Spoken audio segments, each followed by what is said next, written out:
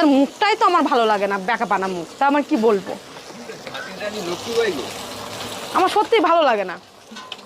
আবার কালকে একটা ভিডিও, কালকেই দেখছি তার ভিডিও, বলছে আমাকে একজন কমেন্ট করেছে যারা এই বছরে বিয়ে করেছে তাদের ব্যাপারে কিছু টিপস দাও, টিপসের মাস্টার মানে মাস্টার নেই।